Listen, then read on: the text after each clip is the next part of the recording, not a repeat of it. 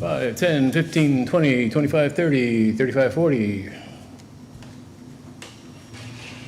2, 4, 6, 8. Who do we appreciate? Andrew. Anything? Check 1, 2, 3, 4, 5, 6. Don't forget to tip your waitress. A, B, C, D, E, F, G. You got it? Excellent. Was it sitting at OBS or what? I don't know what it was to do it, but it wasn't doing it.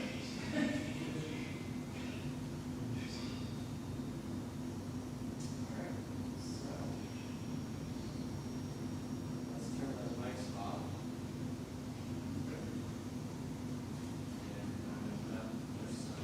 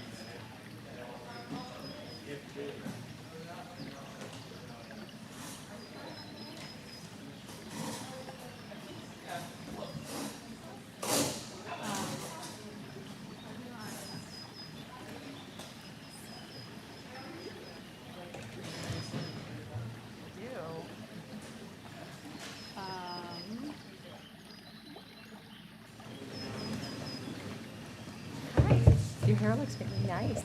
Thank you. Thanks. Color tomorrow night. We always count on having the drape in the front. I know. Wear a dress to a board meeting. She was just asked to be a building sub for. Well, she's over there. Well, red shirt. She's over there. And she's thinking about it. I told her we don't need the money, and I'd be happier if she didn't do it. But she'll make up her own mind. And she loves doing it. So my guess is Yeah, she'll hello. probably do it. No, not really.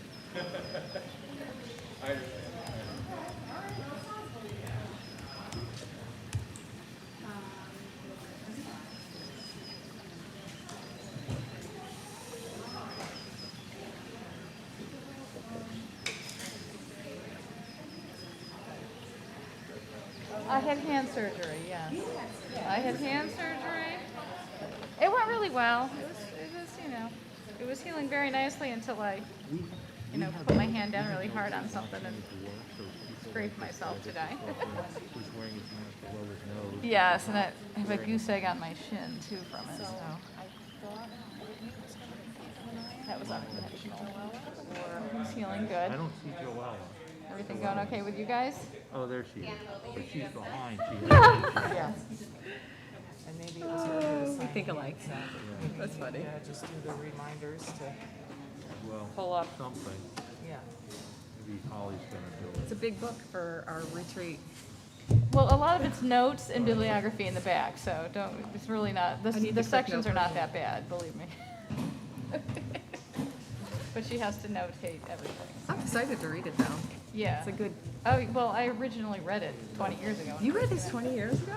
Yeah, it was a 1997 book. I was still Wow. teaching, I was still in the classroom. That was when all the Jonathan Kozel stuff was coming out back then too. Savage Inequalities was out around then. So that was Wow. just, it was kind of when people were really noticing that kids were being segregated by zip codes. That's And interesting. that we were gonna have more, the demographics were pointing towards public schools becoming more not white, not pure white, and so that's what all. Diversify. Yeah, Oh, well, I'm looking forward to and reading it. it's only, deepened and intensified since then. So. And then she also adds in a few things about what's going on now, like Oh, because like it's been since updated, yeah. 2016, it's very, You guys all the whole set? intro is really good. Can reconvene our meeting to open session. The board has been in executive session since 6 o'clock to discuss a pending legal matter, disciplinary matters, and a contractual matter. If we could all stand for the Pledge of Allegiance. I pledge allegiance to the flag of the United States of America and to the republic for which it stands, one nation, under God, indivisible, with liberty and justice for all. If we could start with introductions. Dave Hurst. Willow Bear. Wendy Sampson. Christine Beck. Jody Monroe. Holly Dellenbaugh. Meredith Moriarty. Chris Meyer. Jonathan Fishbein. And Judy Kehoe. Next on the agenda is our approval of the minutes. It is recommended that the Board of Education approve the minutes from the August 12th, 2020 regular board meeting. So moved. Second. Any discussion? All in favor? Aye. Any opposed? Any abstentions? That carries. Next on our agenda is our presentation on the 2020-2021 budget impact based on state aid reductions by Judy Kehoe. Okay.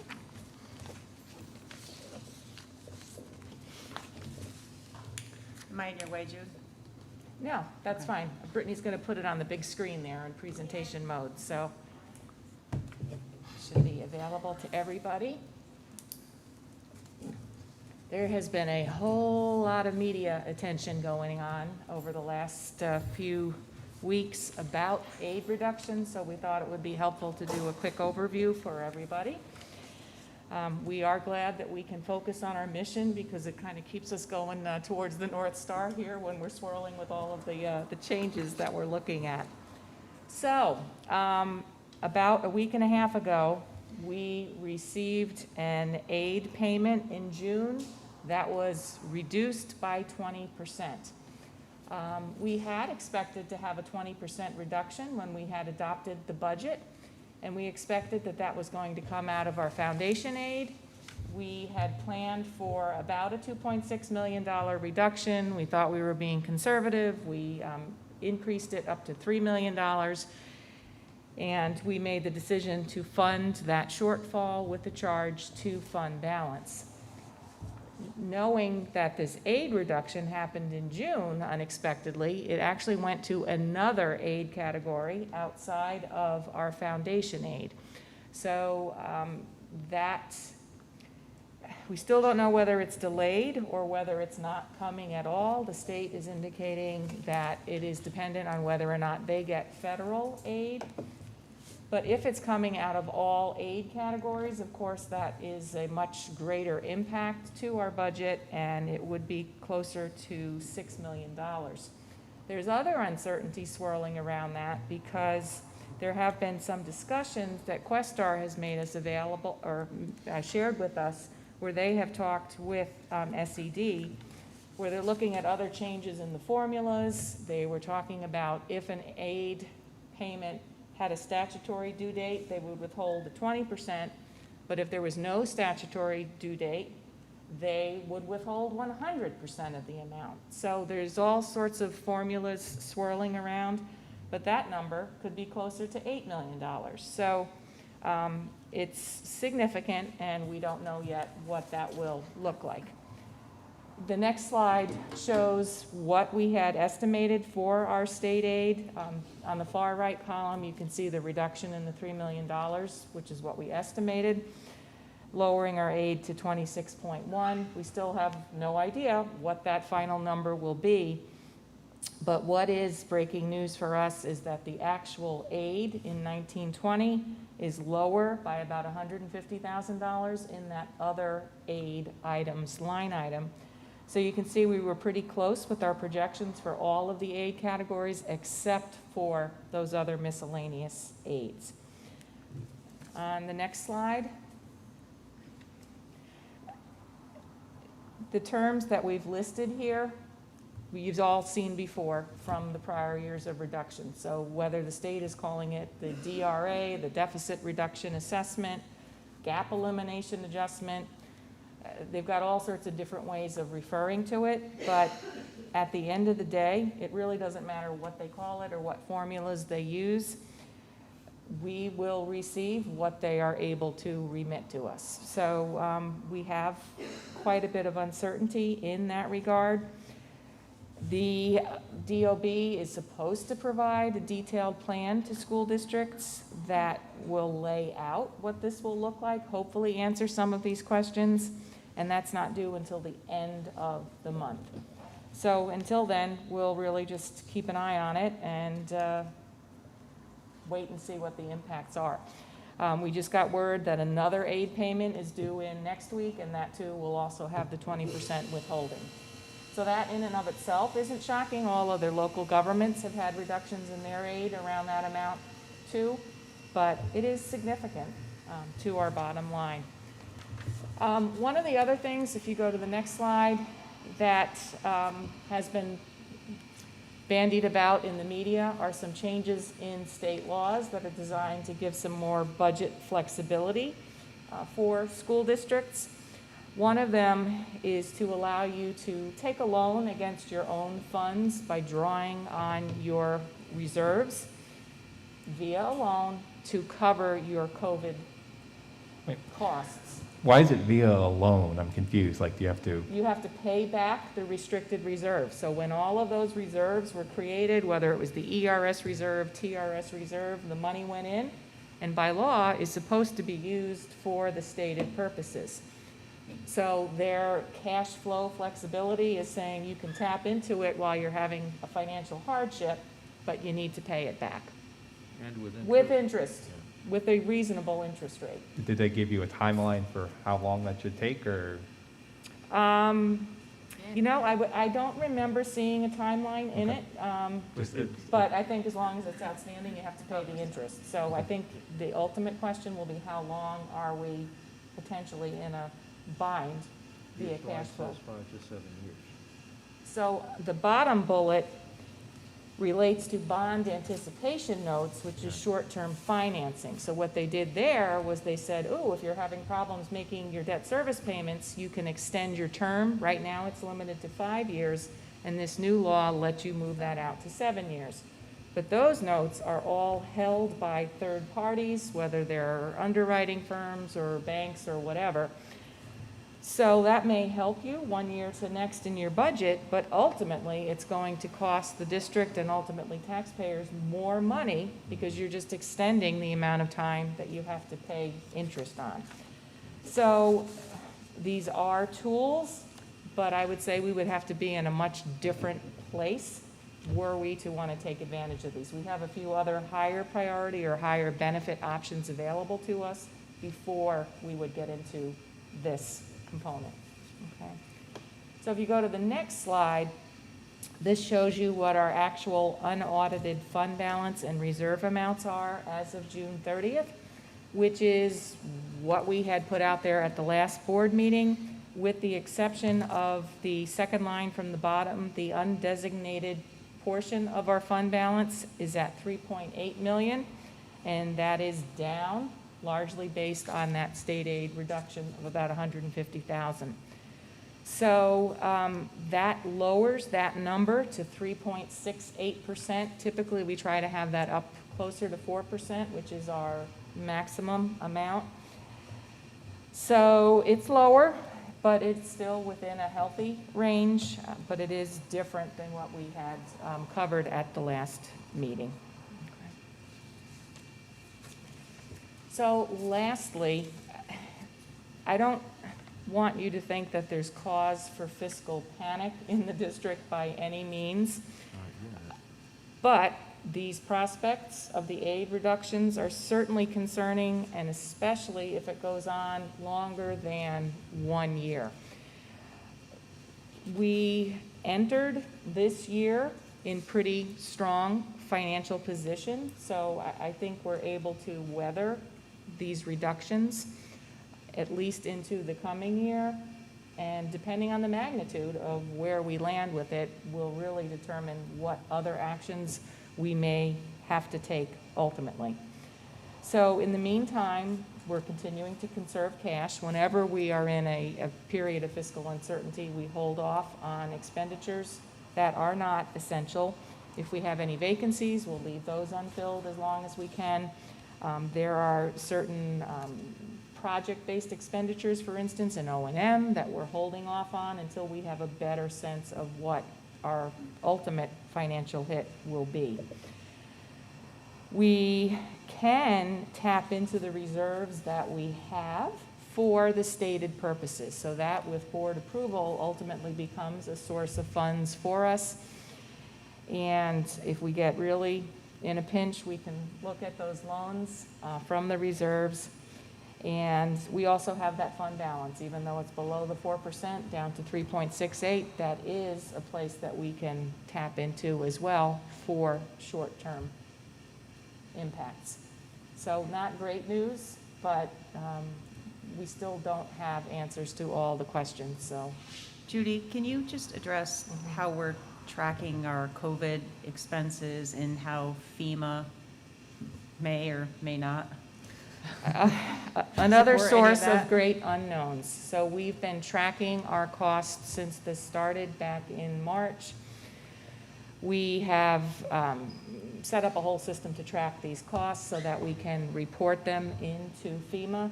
FEMA has yet to issue their guidance on what exactly is covered or not covered. So we're spending an awful lot of money on personal protective equipment. So we've got probably at least $250,000 spent thus far and more items on order.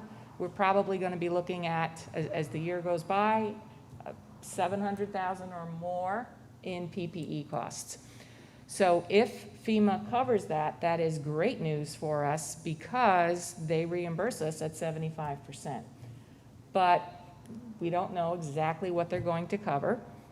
As I think I had mentioned at an earlier meeting, they're not used to dealing with these types of emergencies. They're used to hurricanes and tornadoes, property damage type things. So the costs are significant. I'm hoping they step up in that regard, but it realistically won't be at least until another few months before we know what that's going to look like. And we've also, because of having to offer virtual only, we've also had to add staff for those, and I don't know if that would be something, I mean, we're tracking it, but I'm not sure if that would be covered under FEMA, but I think it's about 5 or 6 positions at this point, which is, if those go on all year, that's a significant dollar amount as well. Right. So they're going into that special general ledger code to track them, and I hope for some aid. I mean, we're not the only ones who are dealing with that. This is something that all schools are grappling with. So. Judy, I'm a little confused about what would be a loan and what wouldn't. So for example, if we took money from the undesignated fund balance, is that a loan or No. is that, no? But you're spending your savings. Okay, so so if we took something out of, say, employee benefits to pay for employee benefits, would that also not be a loan? That is not a loan. That Okay. is using the reserve for its intended purpose. legal purpose. But if we used it, say, for example, to pay for PPE, then it would be a loan? Correct. Okay. Any PPE or COVID-related expenditures that come out of those reserves is a loan. Okay, thank you. Yep. Today I had 2 questions.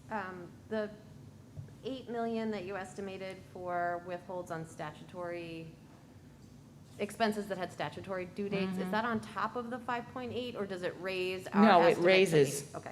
And then the other question, was that for the whole fiscal year or was that for the first quarter? The 8 million? Yes. Hopefully, the whole fiscal year. Again, we don't know yet. Yeah, so. Cross everything you got. Right, well, so that, I mean, that was my question. Division of Budget, as I understand it, at least for other industries, has said the 20% withhold is good for this first quarter, at which point the withhold could increase or decrease or anything could happen. Do we have a different message for schools, or is that consistent with what you've heard? At the end of the day, all we've heard is 20%. The 20% has expanded from just foundation aid now to all aid categories. Rumored discussions about changing the formula to that statutory, non-statutory due date category. So if that happens, that's where you balloon up to about the 8 million. The state changes their formulas all the time on state aid, so that's why I had the slide up there about it doesn't matter what we're calling it. If they're not paying it to us, they're not paying it to us. When we went through this the last time with the deficit reduction, we were looking at anywhere from between maybe $2 and $4 million a year in withheld aid. And that was a period of about 5 years that we were dealing with that. So we just don't know until they tell us what it's going to look like. Question for you. In terms of reimbursements, the food service staff has been doing an amazing job with providing meals for so many kids and families. Is there any chance we could get reimbursements for some of that? Oh, yes. So that, Elisa Iser, our director, has applied for all of the necessary waivers and program approvals. So, in fact, she was just telling me yesterday, there is talk about increasing the reimbursement rate for the meals because they're just so critical for our families, up to the highest possible rate. So as opposed to the distinction between free and reduced, the free rate is the highest reimbursement, so that might be coming our way. And would that be from the state or the federal government? It's largely the state. There's a little piece that's considered a pass-through, but primarily New York State. Is that statutory? I don't know. Because if it's Yeah. not statutory, they could withhold it. They could. I would say the odds are probably lower just based on what we've seen from the importance. I mean, that was the one thing that was mandated right out of the gates for us, was to provide meals to the community. So I would be very surprised if they cut that source of funding off. Thank you. I like certainty, and I don't have any to give you right now. Any other questions for Judy? Thank you.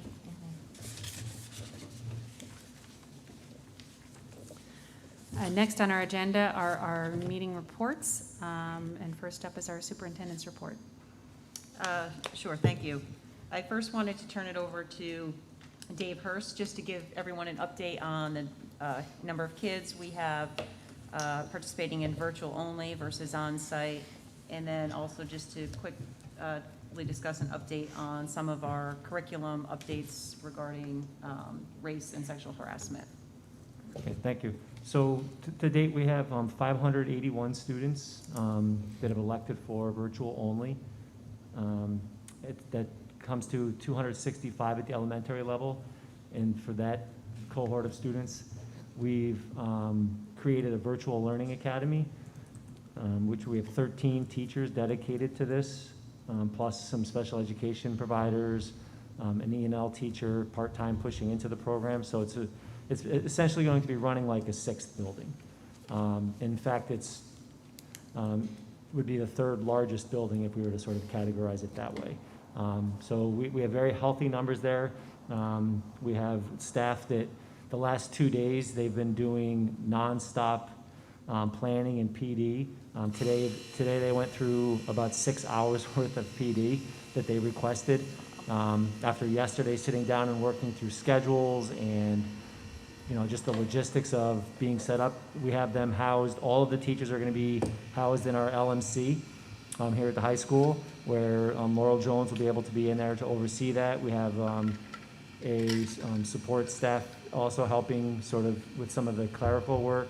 They have a dedicated phone line, so we truly are trying to create a completely separate community for these students and their families so that they feel a sense of belonging, because we did bring together all of the students from all 5 buildings into this one program. So we felt that it was very important that as we mix the students to develop as much of a sense of community as we could so that they develop their own identity. We created a logo for the program to kind of give it some branding. We really are trying to give it its own sort of feel. At the middle school, we have 126 students that have elected for virtual only, 32 at the 6th grade, 57 at the 7th grade, and 37 at the 8th grade. So the 7th grade is almost double, either 6th or 8th. And then high school, 9th grade is 38, 10th is 53, 11th is 59, and 12th is 40. So the 2 bookends are smaller, and the 2 in the middle are a little bit larger.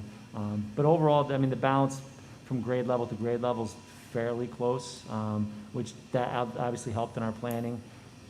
It did help reduce capacity at the high school and the middle school, which allowed us to do some things that we originally weren't sure we were going to be able to do. So for instance, at the high school, we are going to be able to have our Excel students in grades 9 and 10. They will be able to attend every day, which, as you know, this is a program for students that struggle academically. We have extra supports built in for them. We added a tutorial last year to the 9th grade, and this year we're adding to the 10th grade. So those students will be able to come in every day and take full advantage of that, which we think is really, really important for that group of students. That's above and beyond the E&L students and special education students that we had already identified prior to the process as being in every day.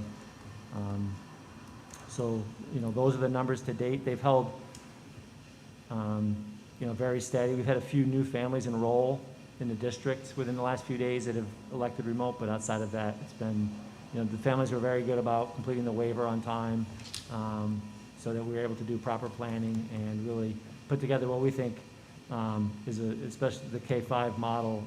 I haven't heard of any other districts in the area doing a model quite as sort of in-depth as the one that we're doing.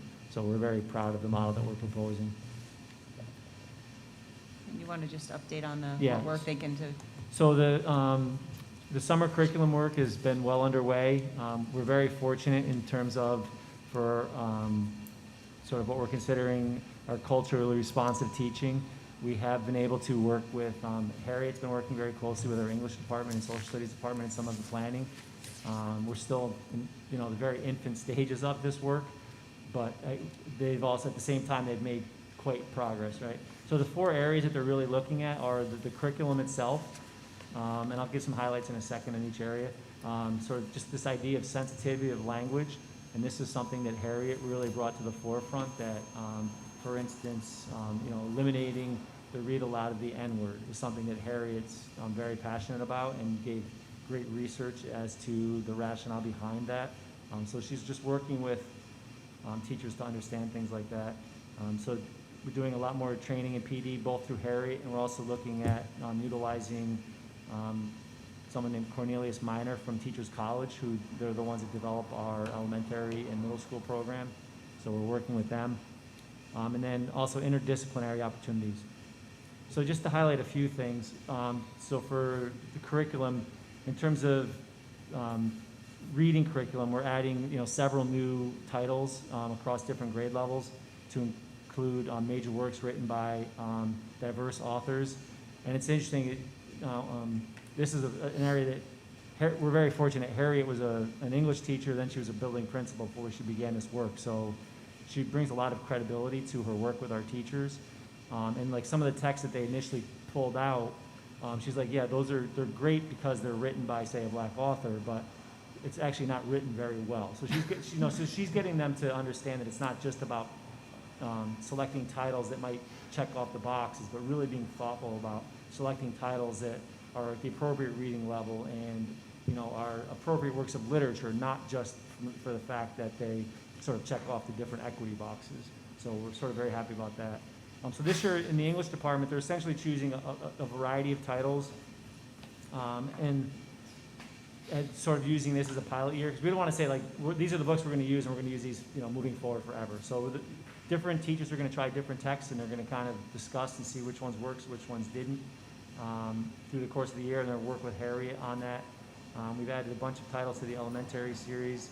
For social studies, similar idea, looking at getting away from solely relying on the textbook in terms of presenting the information, really looking at, are there external sources outside of the textbook that allow us to look at different perspectives on different topics involving race, gender, identity.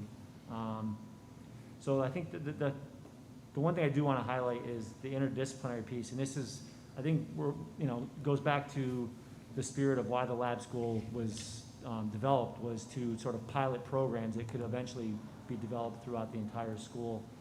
So we have our lab school social studies and English teacher this summer put together a project where they're really looking at anti-racist topics and themes through both literature and the U.S. history and government curriculum. So they're going to be diving deeply into slavery.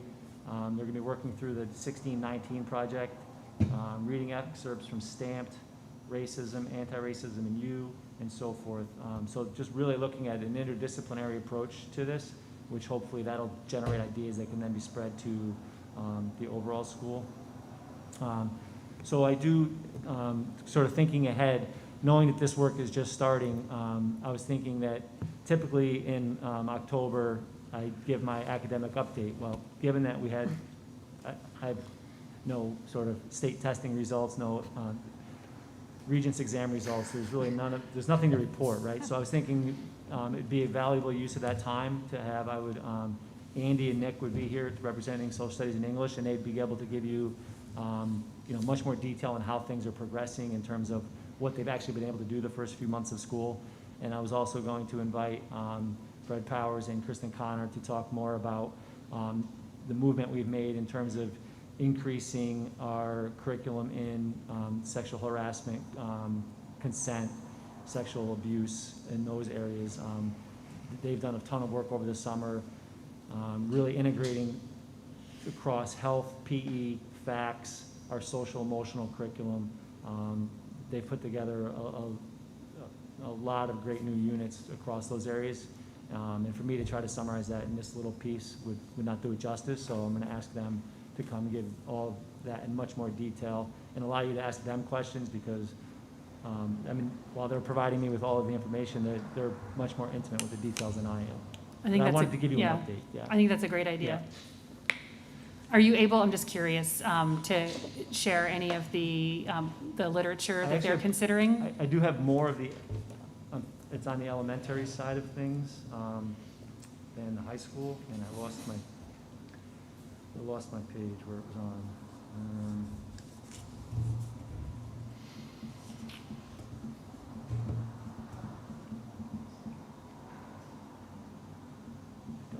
It was a separate document, and somehow I lost it. Okay, Sorry. that's all right. Next meeting. Can I ask 2 quick questions? Go Oh, ahead. sorry, I didn't know if they were, sorry. First, in terms of the virtual, if you are a special ed student doing virtual learning, Mhm. are all your services going to be online, or like, particularly like PT, OT, like how would that work? Yep, so they would still be online. Really, it's more, that's where the parent has to be involved, and the therapist will be working sort of jointly with the student and the parent, where the parent typically has to help the student do the manipulations that the therapist is asking to make sure that they're being done correctly. But it's really not unlike what happened in March. But we do have not dedicated, but we have scheduled in the program a speech language pathologist, PT, OT, and ENL services. So the students that require service will get the full range of services. They just won't be, in person. Do you know, not to cut in, but do you know what percentage of the 581 are identified students? Not offhand, but I would, if I had to guess, it's in line with the numbers of the overall population, so 10%-ish. Sorry. Yeah. My other question, I'm really interested in some of the stuff that you're doing with racial equity. I'm a social studies teacher, and there's so much stuff going on, over the past 3 months. Black Lives Matter, George Floyd. How do we help teachers to be able to talk about these things? I'm sure there's some teachers that would feel wildly uncomfortable talking about it, and how do we encourage them? I'm sure there's teachers that would feel super comfortable talking about it and might go further than kids are comfortable with. So how do we? Yeah, and that's one of the reasons we're working with Harriet again, is she's very good at working with teachers to reach that, as comfortable a level as they can reach, right? Just in the short time that we worked with her last year, I know the teachers that worked with her felt much more at ease being able to discuss any difficult topic. She just had a really, down-to-earth way of letting you know that, you're better off having these difficult conversations and completely butchering them than you are just ignoring them. Because students definitely notice when you ignore things, right? They're much more appreciative when you try to intercede and step in and provide advice, even if you aren't necessarily 100% successful in doing so. Because it just shows that level of caring. And then the more teachers, I guess, hear that message and are sort of given the okay to make mistakes, the more apt they are to do that. I know the teachers that went through the trainings last year have said that they're still struggling with doing it, but they're much more apt to do it because they kind of hear her voice in the back of their head. Yeah, but it's ongoing training, and it's always going to be difficult for sure. Dave, I have another question. So the anti-racist stuff is all going to be in the lab school only, or is this going to be across I was just highlighting one unit. Oh, that's just one that unit. I think Okay. stood out from the in terms of interdisciplinary. Okay. Yeah. But all the teachers are going to have access to, picking new things for their. Oh, for sure, yeah. I mean, there's, like I said, I think it's more appropriate for Nick and Andy, but there's,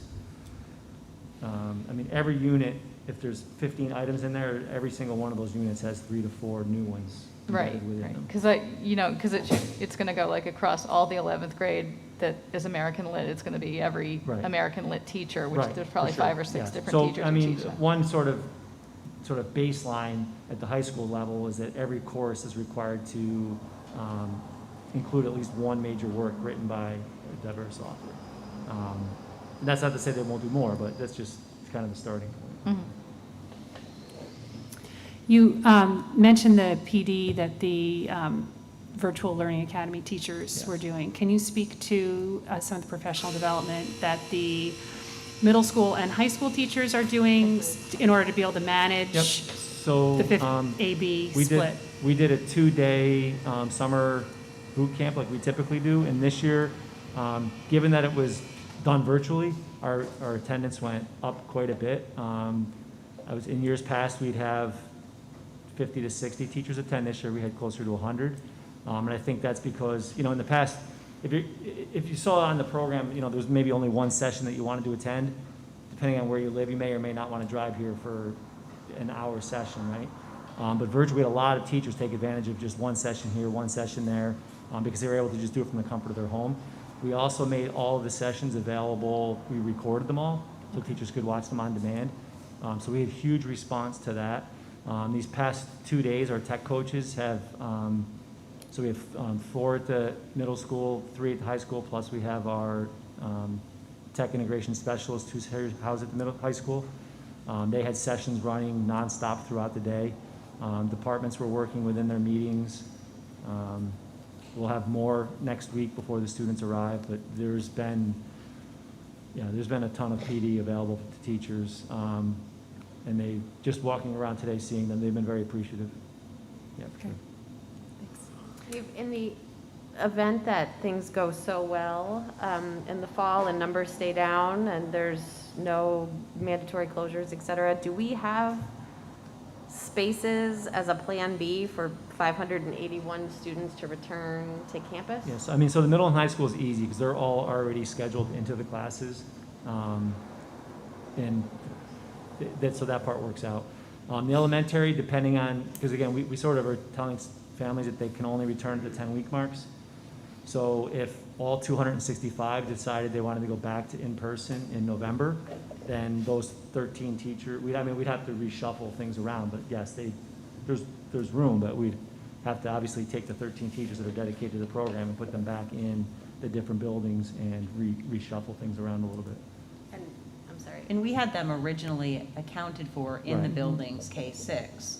So our So- plan was everyone was on site K-6. So that, we had to offer virtual. Right. The biggest challenge, and people may not like it, is that kids may be going to very different places. It might mean classes that are currently in session get shuffled around to. Because we collapsed, I think it was Yeah. 5 sections across the buildings.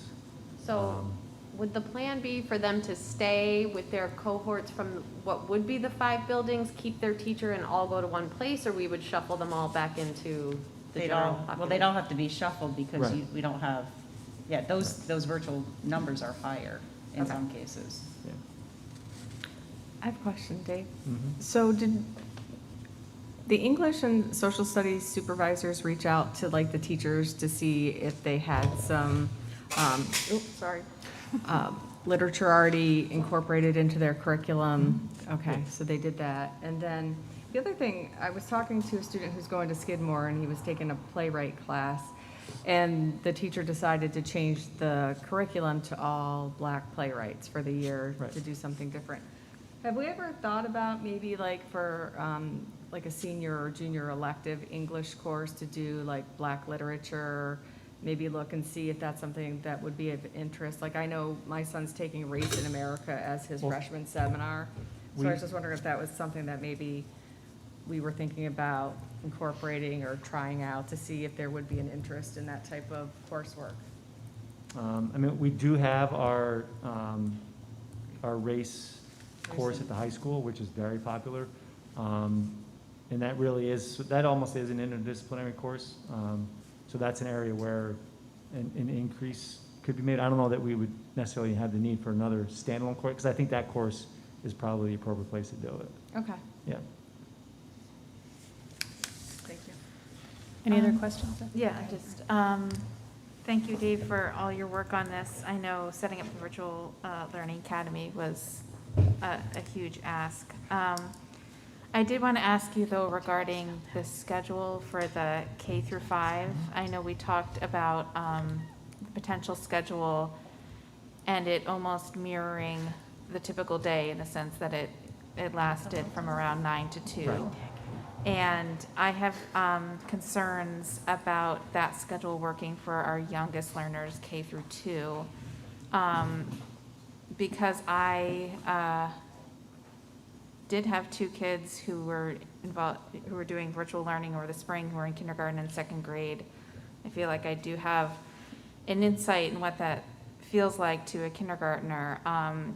It can be very hard for kindergartners to be on a Zoom meeting for more than a half an hour? So there wouldn't be. Okay, that's what I want No, to. so it's be varied assured throughout the of. day. Well, I think for K-1-2, if I remember correctly, it's 20 minutes of the session lengths. Okay, So they'll be on for 20 minutes.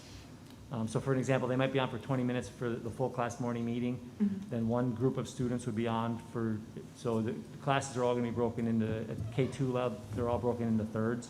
okay, So a third of the students will be on for like 20 minutes, a third will be doing an independent activity in ELA, and then the other third will be doing another independent activity. And then they'll kind of rotate through those 3 stations, and then you'll come back and do a whole group math lesson, and they'll rotate through 3 stations. Then there'll be some other activities in the afternoon. So there'll be a kind of constant bouncing on and off throughout the day. So, I mean, the total time is 2 to 2.5 hours worth of actual online where you're live with the teacher. okay. Which in talking with other districts, we're actually kind of on the lower end. Again, the challenge is students that age aren't independent enough where they'd be able to learn material on their own either. So there's that definite balance I of, understand. so there's that definite balance of how much independent work can you give them versus how much do they actually need the teacher there directing them. Right. So, the schedule we have week 1 might not be the schedule we have week 2. We're gonna certainly adjust things as the program moves along. If things aren't working, we'll tweak them to make them better.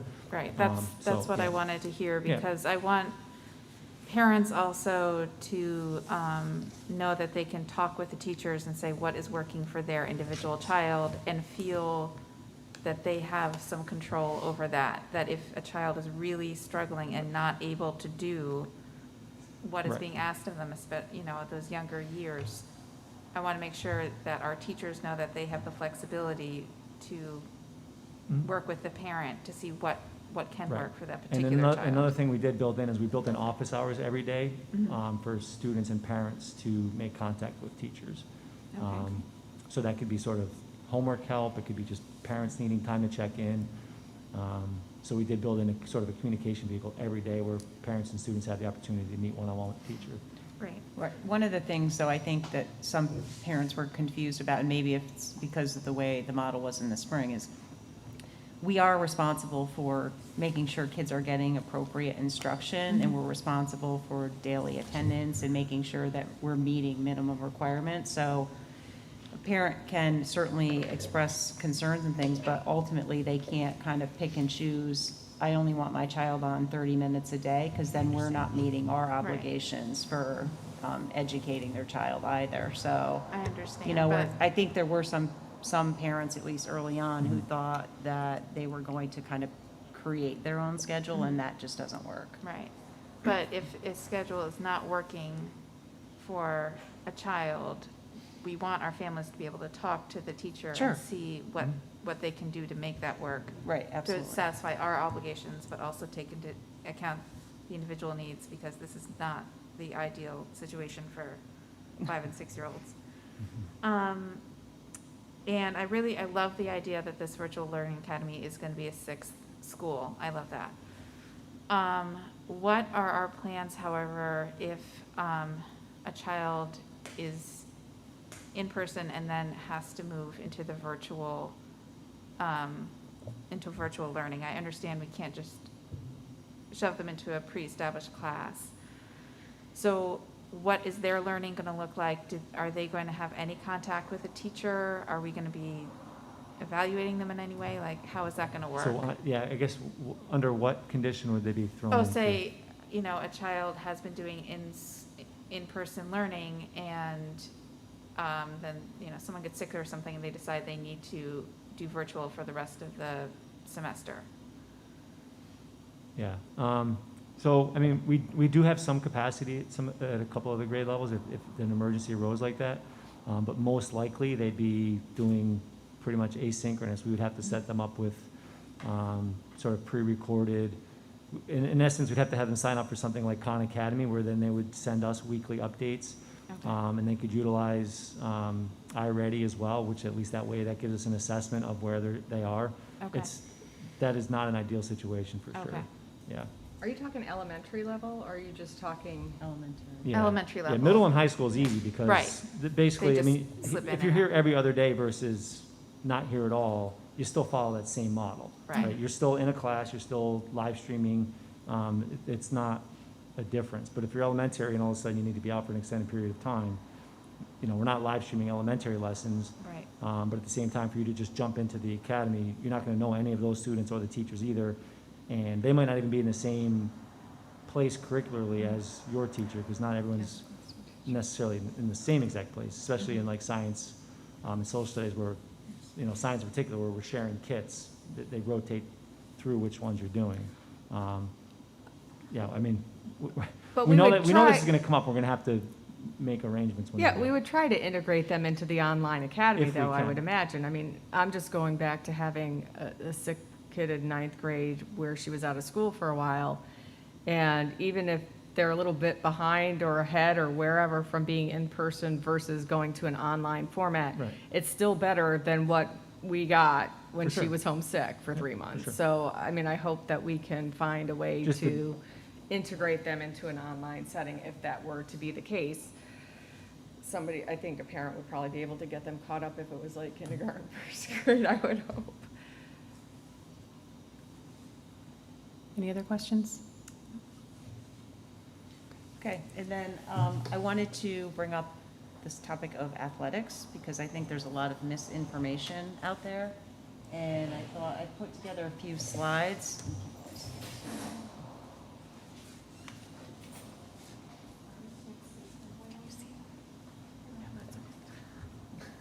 It's not. Can you see? Okay. So I think there's, a lot of, I know we received a lot of emails, and many of them think the governor gave the okay, let's go ahead with it. And I'm not sure everyone realizes that there's a state association, a section association, a league association, and then down to the district level.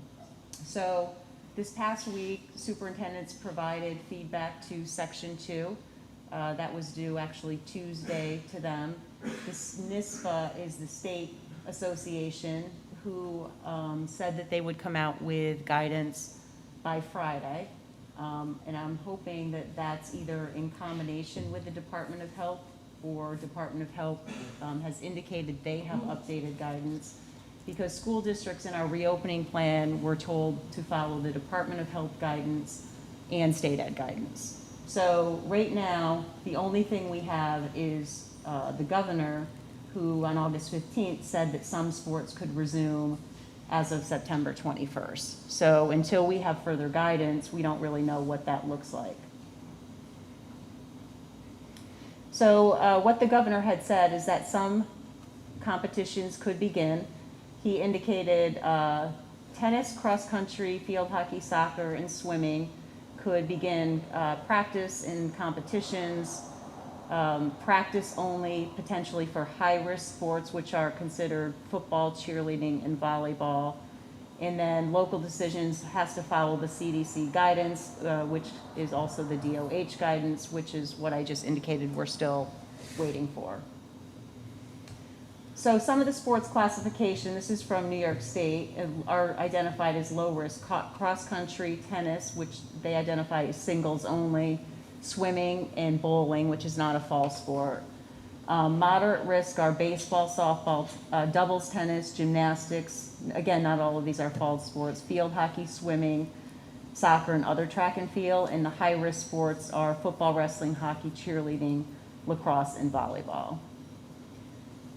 So some of what the confusion is, I think, or some of the frustration, is that the current DOH guidance for schools reopening talk about 6 feet social distancing in all classrooms and buildings, minimizing cohorts, masks are required, no sharing of materials, or if materials are shared, they require disinfection after use or between cohorts.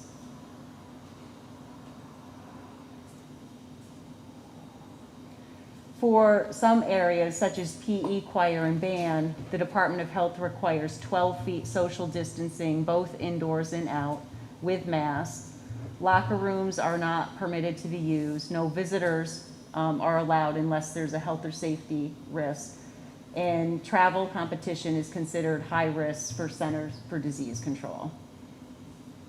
And this is from the CDC. And they don't identify any specific sports. How they categorize this is from their youth sports, is you have lower risk to higher risk.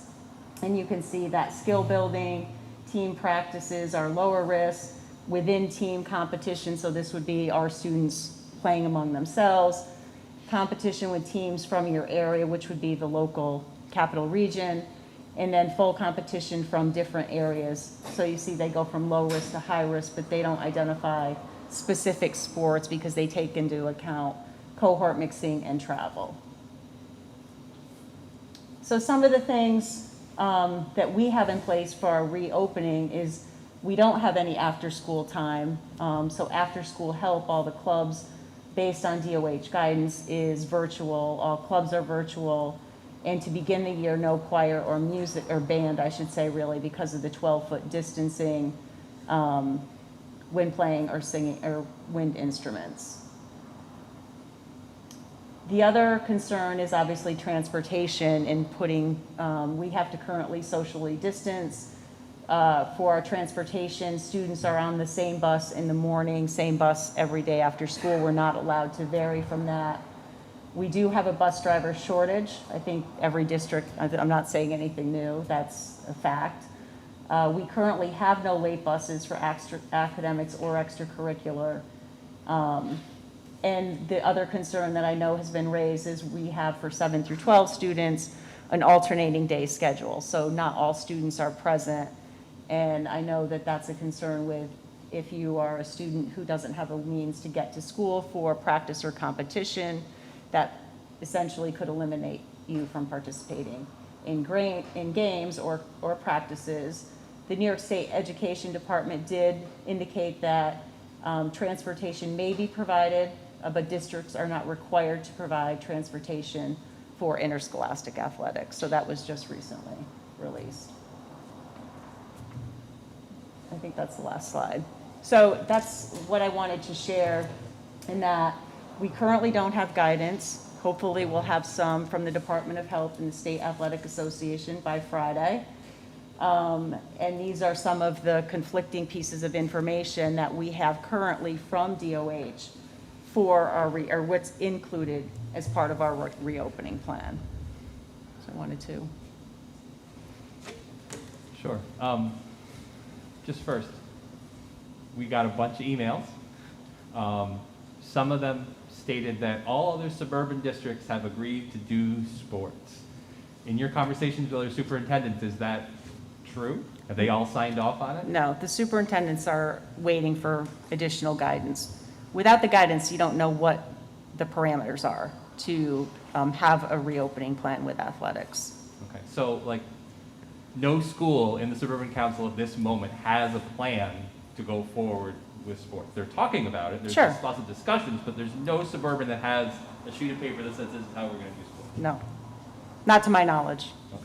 No, because like I'm a sports guy. I love sports. You know, that's what I do, and I want all of these sports to occur. It would be awesome for all these to occur. I would encourage them to occur, but I just have so many concerns, like all the ones that you brought up.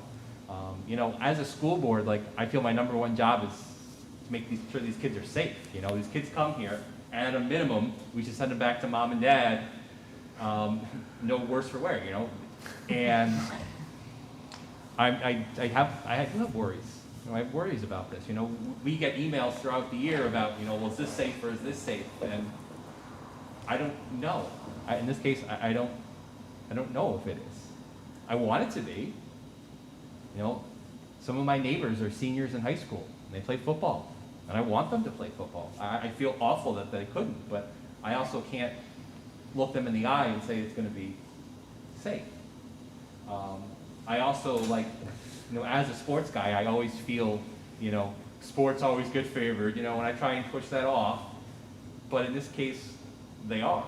You know, if you're a theater kid, you're being told no. If you're a chorus kid, you're being told no. But for sports, it's a yes. And I just feel that it's tough. It's tough to reconcile that. The travel part really worries me. You know, how do we travel from one school to another? Well, we can carpool. We heard from parents that they would carpool, but that scares me because you're putting 6 kids in a car who probably are in different groups in school all day, and now we're mixing kids in a car, which I don't like. I just have a lot of worries. I hope that the DOH in Section 2 and people can come out with a plan that makes sense and we can pull this off. That would be awesome. But there's just so many things that are up in the air. I'm being asked to say yes to something when I don't know 80% of the answers. But we're not being asked to say yes to Oh, no, anything but right now. Yeah, no, I Right. agree with that. I'm just sharing But- what, there but is I'm just- misinformation out Yeah, but there. I'm saying that I think there's a real concern amongst parents, based on the emails that we got, that somehow, we're gonna shut it all down, or we're gonna say yes or no at this moment, and no school has any plan on how to do this. They can say they wanna do it, but they have no plan. So to say yes to something without a plan is it's not responsible. Well, we also need to have a plan. It would be part of our reopening plan, because if you recall in the current guidance, it had said that sports are not allowed. And then they, essentially DOH added in basically the communication the governor gave in a press conference about this was allowed, but there is no further guidance regarding, from DOH about that. So that's what we're waiting for. Because, I understand why we're getting these emails. These kids, they love sports. It's their passion, Some of the kids, they come to school because they play a sport, It's what keeps them going. But, we also have a responsibility to make sure that they're safe. And the one last thing that I worry about is we got a lot of emails saying that they did a club or a private sport over the summer, and it worked out great. And I understand that, My son did baseball camp and stuff like that. I get it. But it's different now, because in the summer you were taking your kid to camp, and then you were taking him home, from the camp home. But in this, you're taking him or her to school, and then to sports, and then the next day they're going right back into school with kids that, that aren't doing sports, and you're mixing it in with that population. And that's a concern of mine. Jody, sorry, can I also I feel like I need to distinguish between the ability to practice a sport and have a coach assigned and have some activities going on associated with sports as compared to competing, practicing, traveling, putting kids in a bus, mixing school districts. Because I think that, and I understand that the push is for all of the latter piece of that, but I think that the guidance, as minimal as it is, could allow students to at least practice and condition. So when you are having internal discussions and cross-district discussions, is it just focused on the practicing, competing piece of it, or can we? It doesn't delineate between inside or outside. So what kind of practice can you do with 12-foot distancing? So that's where it's a little unclear. Does this mean we don't have to? Does it mean if you're 6 foot, you have to wear a mask while you're practicing? I don't know. That's where some of the confusion is. If you're not to share materials, how are you throwing a ball back and forth? Are you supposed to be disinfecting athletic equipment? Because that's what the guidance is for PE. Yeah, and I don't have the answers. Yeah, Nor do I. I just wanted to be clear that there could be a distinguished, Oh, sure. a line between, Yes, sure, come and do soccer drills without Right. interacting with one another Right. versus get on a bus and go Right, play well, I with think them. that's kind of what the CDC, that little diagram, was intending to do. That here's, some of the low risk going to high risk based on that individual practicing with another person, things like that. But, obviously, that's very generic, but I think that was the kind of the intent of that. And that guidance is, I think, relatively old, maybe July or something was, I don't know that that's been Yeah, updated no, since. it is, you're right. Yeah. And I suppose along the same lines, you could also do something different between varsity and JV. Right. Right, I You know, know some something could schools are be- talking about only doing varsity, if we're moving forward. Some are talking about just varsity and JV, so there's a wide range. And some of that is financial pieces. Some of it is schedule, some of it is transportation. So, everyone's got different reasons. Judy presented on the finances, and I think we're well aware of some of the other local school districts who are making drastic reductions because of that. So that could be a piece for them. But Sorry, the one thing I forgot to say, I apologize, I was realizing, I got my little list here of notes. I think we can pull off sports like golf, tennis, cross country. Like, I think, like, this isn't like we can't do any sports. I think we reasonably. Those are the lower risks. Yes, like, we can reasonably pull those off. It's just the gray area gets to when you get to field hockey, soccer. How do you minimize risk on a soccer field when two people are going for the same soccer ball? How do we keep those kids safe? In football, I mean, that's even more questions. How can I look a parent in the face and say, as a school board member, I am keeping your kids safe to the best of my ability? Right. And it's not just those kids playing, right? It's the 600 families that made the heart-wrenching decision to keep their kids home because they didn't think they were safe in school without athletics and districts intermingling on buses to go play competitions, right? And so where is the line, and how fair is it to families who now are accommodating children at home in remote learning, and what impact does it have for everybody, not just the kids playing? It's incredibly complicated. I also worry about our teachers who Yeah. are, maybe we're comfortable coming back and teaching with the plan that we had. And I don't know if, what the response would be if now there's a lot more movement taking place. It's adding risk. It's adding risk. But there's also the kids that don't play sports that we're here to protect as well. And so I think Chris's point is, over the summer, the kids were playing sports. I think it was a great point that they're going to the activity, the event, they're going home. Or maybe they're traveling, maybe they're doing some travel stuff, but they're not coming to school. They're not putting other kids at risk. And I know other states don't have some of those sports considered low risk, but New York does, which was interesting to me because I think there's a lot of other states that categorize them differently. And I'm for the low risk if we have the ability to do it. I think there's a short window. I mean, they're talking the 21st, and so whatever we do is going to have to be done rapidly. It's a lot of scheduling. It would be a lot of preparation. I would think it would be very difficult to pull that all off. And I had a son who didn't get to play varsity in the spring, and he was upset by it and devastated. So, I understand how these parents feel or the kids feel because I lived it. But I also have a son at school who can't go in another dorm building, and they can barely interact with people outside of their dorm room. So they're doing all that at a college level, and then they're not even playing sports at college level. I mean, their whole season has been canceled. So it's going to be up to the district to decide ultimately, once all those decisions come down from every venue, and to decide what we want to do.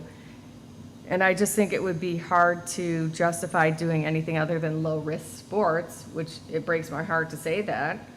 I understand the kids, it's good for their mental health. I play tennis, I'm out playing tennis.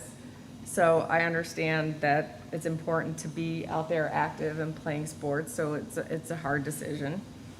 But I think we have to make the decision for the entire school. It has to be well thought out. It'll be great to get some guidance, but ultimately, we might not have enough buses, drivers. We're limiting travel, and I think it's going to be a tough decision when we finally can make the decision. I mean, one of the things I want to make sure that we keep in mind is, and I didn't need the 100 emails to remind me. I knew how important sports are to the kids. And, they're passionate about it. It's what gets them to come to school. But you can say the same thing for the kids that are musicians, and the kids that are actors, and the kids that are artists. And all of those kids are missing their co-curricular activity as well. And I think we need to be really careful, because if we're going to allow, a low-risk sport like golf, tennis, cross-country, even something like that to go ahead, we need to be mindful of whether we're also allowing opportunities for our other kids to do things that would be equally low risk, such as, I'm not talking about a full musical in the parking lot, but, to Yes, you are. practice but there's, I've seen to those. practice a play outside, or a way to, do art or music. All of those things are just as important to those kids as sports are to our athletes. And I don't want to forget that and lose sight of that. Well, it's funny you should say that, because we have a student, Jack Mastriani, who's a senior at University of Michigan, which is the top musical theater program in the country. And they do the senior entrance. And they were all outside, socially distanced, singing, but their whole season has been canceled, which is, heartbreaking for the top musical theater program, and Broadway's closed. But I understand your point. Like, if they could do that opening scene socially distanced, I would like to see us try to, on top of everything else we're doing, try to make activities in person, socially distancing, even if it's not sports related, because the mental health issues, I think, are really important. I know I'm struggling sometimes at home to be, socially distanced, and I think it's really hard for the kids right now, and anything that we can do, whether it's sports or otherwise, whether they're, singing 12 feet apart in the parking lot, I think that would be great. And that would also be dependent on if we can add after-school transportation, right? I mean, because all this stuff is going to happen after school, and you're Right. going to disadvantage kids who can't get a ride home. If we don't want them, if we don't want one parent picking up 6 kids, I just, I don't know how we can make it fair for everybody. If We'd have to We've already find- said there's no clubs, everything's got to be done virtual, so. Well, that's based on the guidance we have. If that guidance were to be adjusted, or I think if we do after-school activities, we have to find a way to track kids somehow because of the whole contact tracing piece. We have to make sure that we're able to account for everybody. The transportation pieces, it's a challenge. Yeah. And like I said, it's Yeah. not just us, it's every Right. district is struggling with it. We have, we currently, just to get kids to and from school, we're a driver short right now. But I want to say the fairness. I'm all for fairness, believe me. My whole life I wish things were fair. But I don't want to penalize somebody, like, let's say tennis can go forward. I shouldn't use that because I play tennis, but cross country. I don't want to say you can't do that because the guidance says you can't do something else. I think that's not right either. I agree. I agree. Like, and this kind of came up because there were early discussions about sports, and there were some conversations that, what if only these sports can go forward and others can't? And there were some, I think, sentiment from different people that if all sports can't go, then none should. And I don't agree with that. I think that kids have lost a lot of opportunities. We all know that co-curricular activities, sports, theater, art, music are incredibly important aspects of school for kids. So what we can offer, I think we should, even if it means there's some things that we can't. Yep, and we make the best of it because that's life. Yeah. Well, I'm hoping that the guidance we get on Friday. Or will- today that we were supposed to or get? Yes, will illuminate some of these issues Yes. and maybe solve particularly the 12-foot PE one, because I wrestle Yeah, that's a wrapping my big- mind around that. I know the PE staff were not thrilled when they asked me if the guidance for them has changed, and I told them it had not. Yeah. Find a lot of jump ropes. Ultimate Frisbee becomes part of the PE. A lot of yoga. Can't share equipment, so you can't play Frisbee. Right. Yoga Just on like the you lawn. can't use a locker room, so swimming may be, inconsequential as far as the low risk, but, Yeah, nobody wants to get sweaty and not be able to, and Clean up. then, right, and then, swimming, is the pool material. yeah, You're going all in the places same in wet water. bathing suits is going to be impossible in cold weather, which is coming up. So we are also working really closely with our school physician. Obviously, he plays a big part in this. He's the one who signs off on kids being able to play sports. I know Joanne Menrath and I had a call with him today. He works closely with our athletic department. He's on some state association related to athletics, so he's pretty in tune to all of this. And I would say he's equally frustrated that we have not received some guidance about all of these things, because he has a lot of questions as well. Even if we could go to sport, have some sports, he's required to clear all the kids. How long is it going to take Well- him to clear those kids? Yeah, I think before they that's a can- concern of all the school physicians because of the timing. You know, everything has been delayed, signups, and we did automate our process this year, but ultimately, it has to go through our school nurses, it has to go through their physicians, through our school physicians, so we may have to, depending on what sports move forward, how many kids are involved, we might have to prioritize, you know, varsity level gets first priority for medical clearance and so on. Or it So- might just be a delay. And normally it takes, I understand, the whole month of August to go through this. It takes, In a normal yeah. season. It takes quite a So while. hypothetically, if we were going to go full bore, and I don't see that happening, but if we were, would be, what, the end of October? Yeah, it would, yeah, it usually takes a good solid month. But again, with less sports, less numbers, that would make that a little more manageable. But he does have some concerns about just the timing of everything. Can you mention swimming too? Like, the other thing is, right now, we're not allowed to have visitors in the building. So, and we don't have lockers. So how could we even have swimming?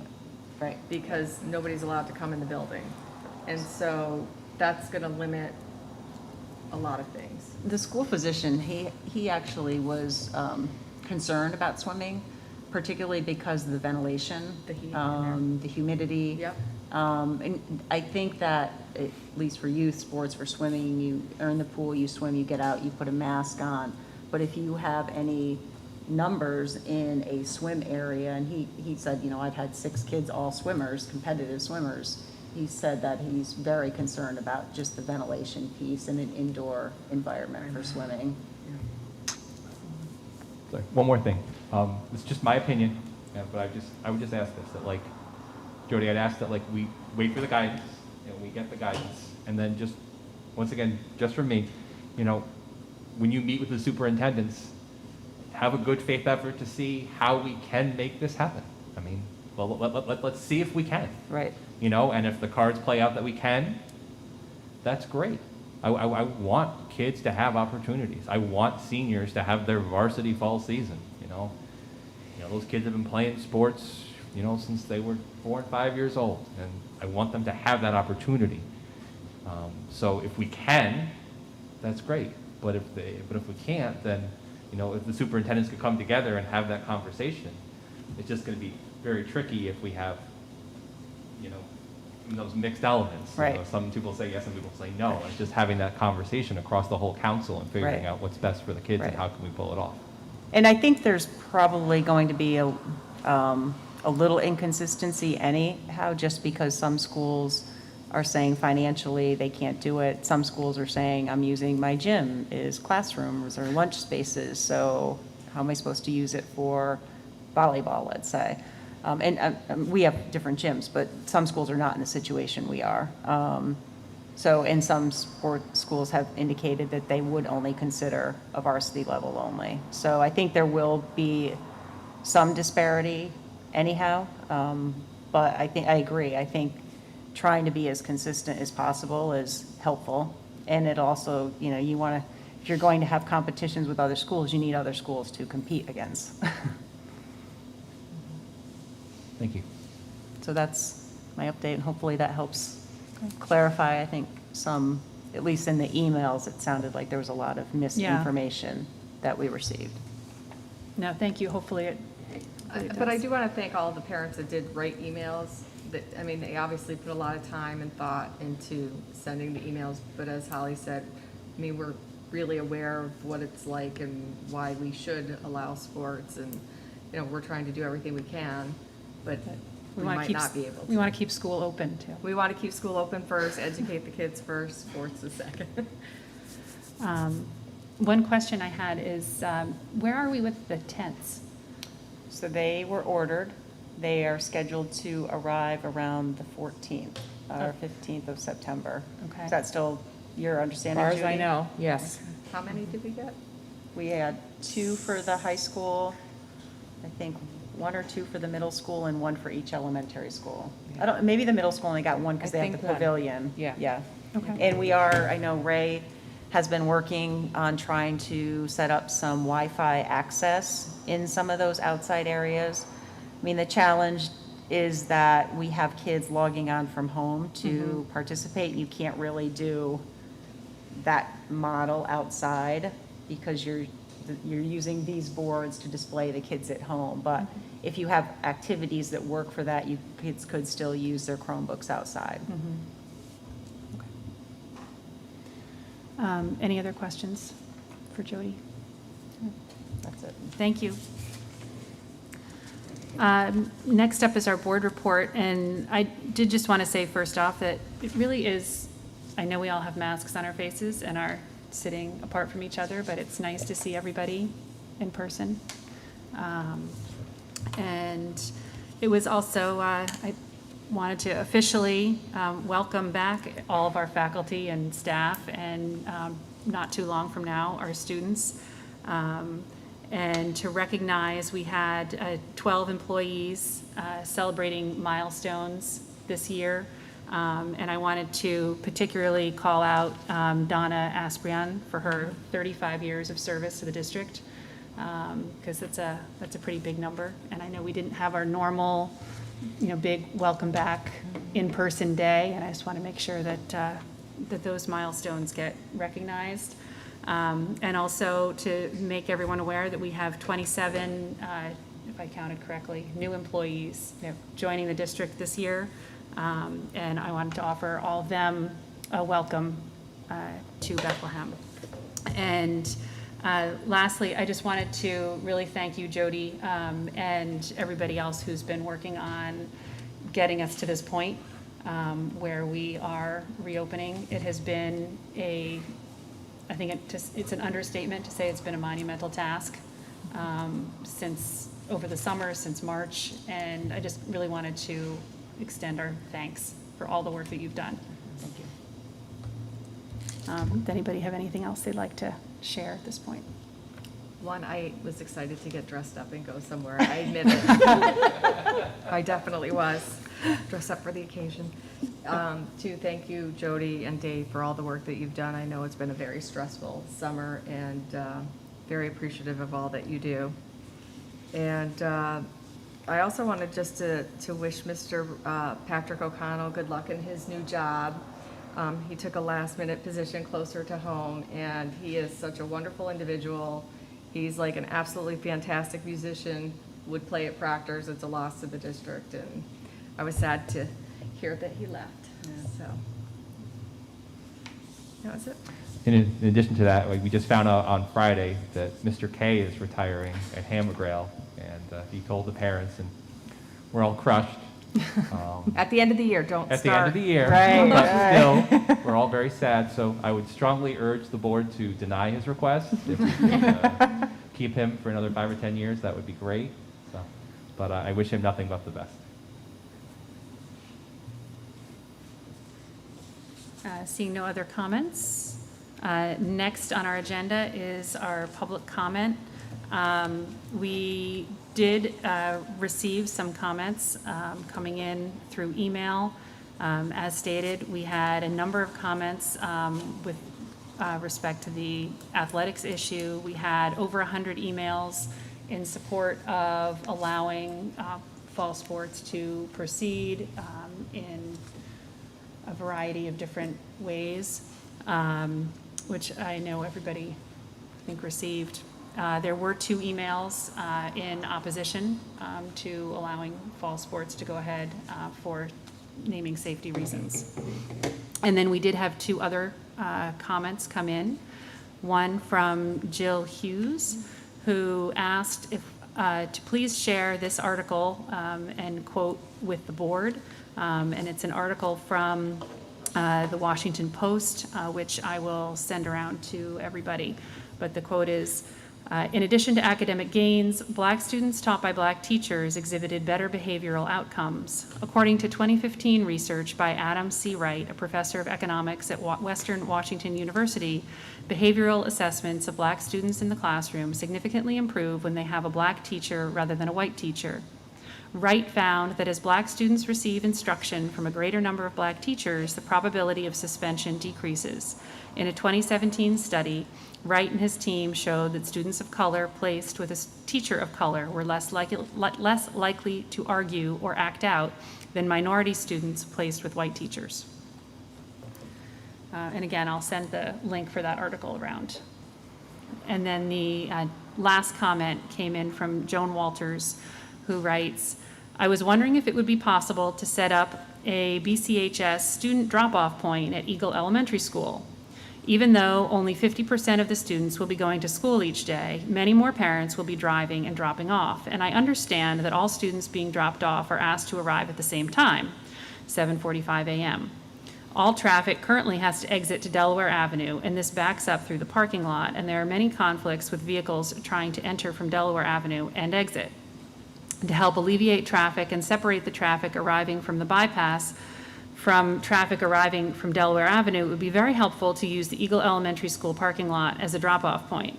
There is a crosswalk to the north side of the intersection that the students could use to walk over to the high school that would not conflict with turning vehicles. It looks like this area of the Eagle parking lot may be used for bus parking, but I assume that the timing of the high school drop-off would not conflict with bus parking for Eagle.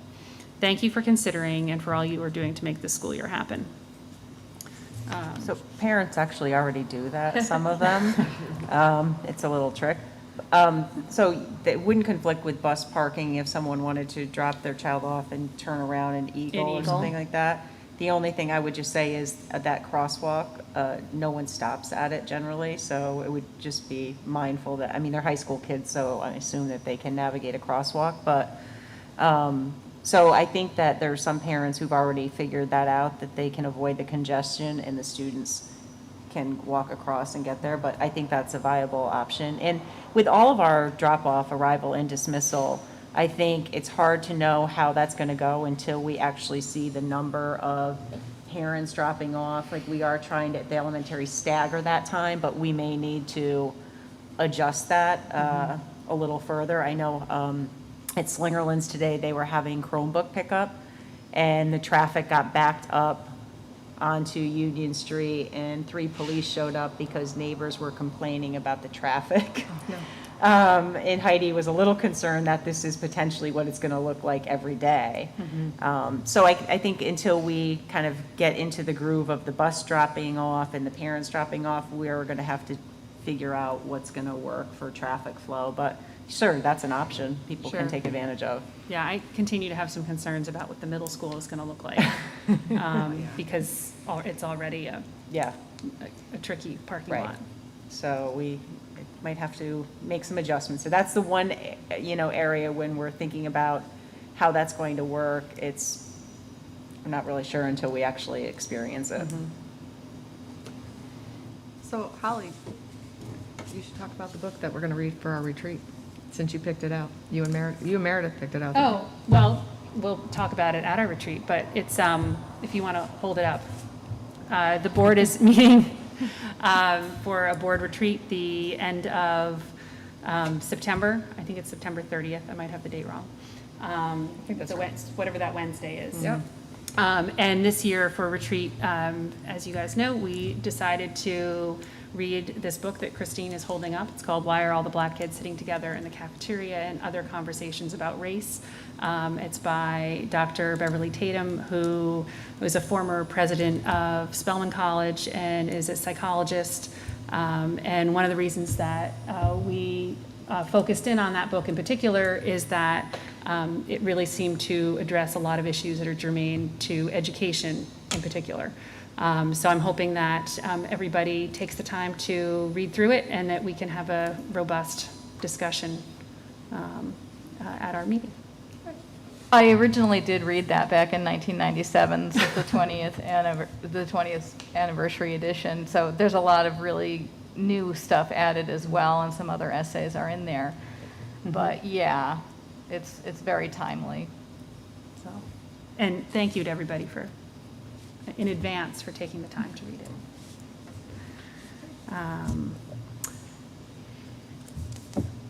I would also ask for public comment from the audience, but I don't think we have anybody here. Unless there is somebody. Nope, okay. Next on our agenda are action items. A, finance action items. It is recommended that the Board of Education approve the following finance action items 1 through 2. So moved. Second. Any discussion? All in favor? Aye. Any opposed? Any abstentions? That carries. B, professional personnel action items. It is recommended that the Board of Education approve the following professional personnel action items 1 through 23. So moved. Second. Any discussion? All in favor? Aye. Aye. Any opposed? Any abstentions? That carries. C, support personnel action items. It is recommended that the Board of Education approve the following support staff action items 1 through 13. So moved. Second. Any discussion? All in favor? Aye. Any opposed? Any abstentions? That carries. D, other action items. It is recommended that the Board of Education approve the following action items 1 and 2. So moved. Second. Any discussion? All in favor? Aye. Any opposed? Any abstentions? That carries. Item 7, future meetings and events. Our next board meeting is on Wednesday, September 16th at 7 p.m., anticipating an executive session starting at 6. Monday, October 5th at 5:30, there's an audit committee meeting. Wednesday, October 7th at 7 p.m., there's a regular board meeting, anticipating executive session at 6. And then the meeting after that is on Wednesday, October 21st at 7, anticipating an executive session at 6. And if we can, we should probably also try to get another policy committee meeting Yeah, on the calendar. yeah, I thought we'd schedule them for the year, like Yeah. we did last year. That would be great. Yep. Seeing no need to go back into executive session, can I have a motion to adjourn the meeting? So moved. Second. All in favor? Aye. Meeting adjourned.